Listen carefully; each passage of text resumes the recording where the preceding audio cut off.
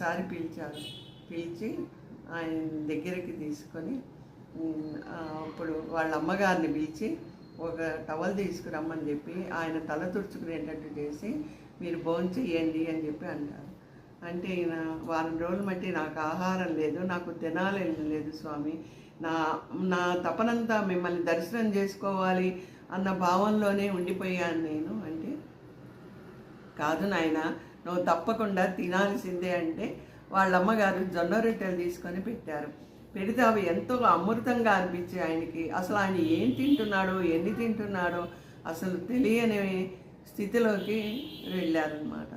ఆ తర్వాత ఆయన కూర్చోబెట్టుకొని ఆయనకి విభూది పెట్టి దగ్గరికి పిలిచి ఆయనకి నెత్తి మీద స్పర్శ అనమాట ఇచ్చి ఆయనకి సిద్ధత్వం వచ్చేటట్టుగా ఒక శక్తి అనమాట, ఈశ్వర శక్తి ఆయనలో ప్రవేశించి అప్పుడు ఆ అద్భుతం చాలా మనం చెప్పుకోవటానికి కూడా మనకి తన్మయత్వంలో మనకి పార్వశ్యంలో కంట్లో మనకి సంతోషమైన కన్నీరు వస్తుందన్నమాట. ఆ మహిమాగడు విభూతిని ప్రసాదించి వారి తలపై చెయ్యి పెట్టి ఆశీర్వదించగానే మైమర్చిపోయి గత జన్మ రహస్యాలన్నీ ఆయనకి కనిపించినట్టుగా తెలిసింది. తను జన్మించినందుకు నా చివరి జన్మ ఇదేనా, మహాదేవుని దర్శనం కోసం తను జన్మించాను అని చెప్పి ఆయన మైమరిచిన ఆనందంతో తన్మయంతో మనసు మొదట జరిగిన అనుభూతి ఆ పరమశివ శిఖరీశ్వర బాలయోగి భగవాన్ గారు ఆయనతో తపోభూమి స్వయంభూని క్షేత్రం, మహిమ కలిగిన ఈశ్వర క్షేత్రం, మహాపీఠం, బాలయోగి ఈశ్వర భగవాన్ మనందరికీ ఆ అనుభూతి ఆనంద బాష్పాలతో తెలియజేయటం నాకు అవకాశం ఇచ్చారు. అప్పుడే ఆయన అందరూ అంత ముందు వరకు బాలయోగి గారిని ఆ ఊర్లో అందరూ బాలయోగి గారు అని రాజా అనేవారు. తర్వాతే ఆయనకి బాలయోగ్ భగవాన్ ఈశ్వర్ మహారాజ్ అని భగవాన్ అని ఆయనకి అందరూ అనటం మొదలుపెట్టారు.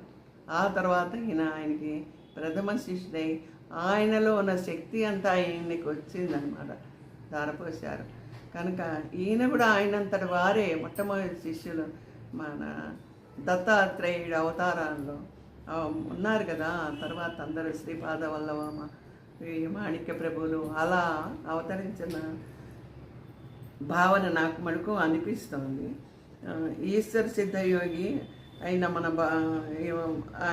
మన భగవాన్ తర్వాత మొదటి సిద్ధయోగి అయినారు ఈ శ్రీ రామ ఆంజనేయ నారాయణ స్వామి అని. అప్పుడు ఈయనకి ఆ పేరు స్వామివారు అనుగ్రహించినారు. కనుక ఈయన్ని అందరూ దర్శించుకొని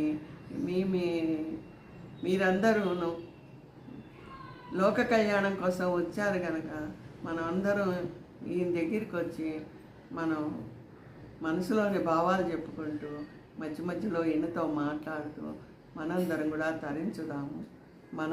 మనం దివ్య అనుభూతులు అనుభవించుదాము.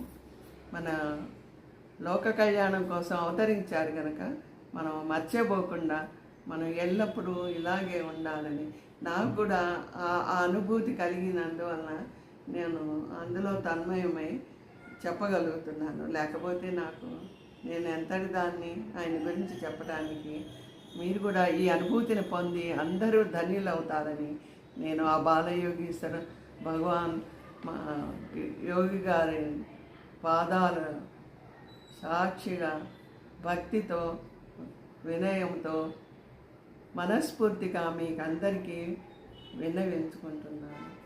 జై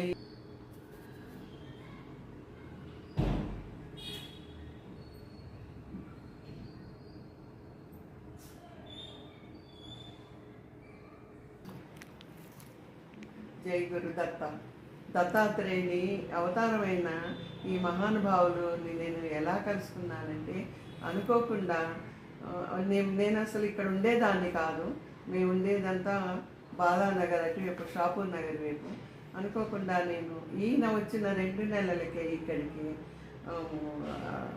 మియాపూర్లోని మాతృశ్రీ నగర్లో ఈయన ఇక్కడ ఉన్నారు, పూజారి రెసిడెన్సీలో. మాకు కూడా ఇక్కడే మా కుమారునికి ఇల్లు ఉన్నందువలన మేము కూడా అక్కడి నుంచి ఇక్కడికి రావడం అయింది. మా సొంత ఇల్లు వదిలిపెట్టుకొని నేను కూడా ఇక్కడికి 2 నెలల తర్వాత వచ్చాను. వచ్చిన తర్వాత ఎందుకనో పూర్వజన్మ సుకృతమో ఏమో తెలియదు, కానీ అది ఒక మరి తల్లి కొడుకుల బంధము, మరి అమ్మవారికి భక్తుడికి ఉన్న అనుబంధము, దత్తుడికి నేను భక్తురాలికి ఉన్న అనుబంధము నేను చెప్పలేను. కానీ ఆయనకి నన్ను చూడగానే అమ్మవారిని చూసినట్టు అనిపించింది. నాకేమో దత్తాత్రేయుని చూసిన అనుభూతి అనిపించింది. ఈ అనుభూతి వలన నేను చెప్పగలుగుతున్నాను, ఇది నేను దత్తుడి అనుగ్రహం అని అనుకుంటున్నాను. కనుక ఈయన దత్తావతారం. అందరూ భక్తితో ఈయన్ని దర్శించుకొని మీరు మీ ఆనందంగా లోకయానంగా మీరందరూ సుఖ సంతోషాలతో ఉండాలని నేను కోరుకుంటున్నాను. ఈ శక్తి అంతా ఆ అమ్మ దత్తాత్రేయుడు బాలయోగేశ్వర భగవాన్ గారే నాకు ఇచ్చారు.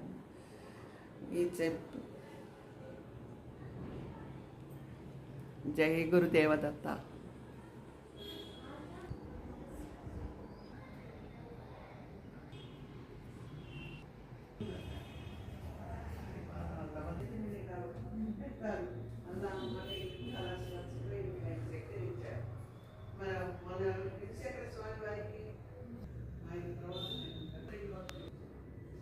రామాంజనేయ నారాయణ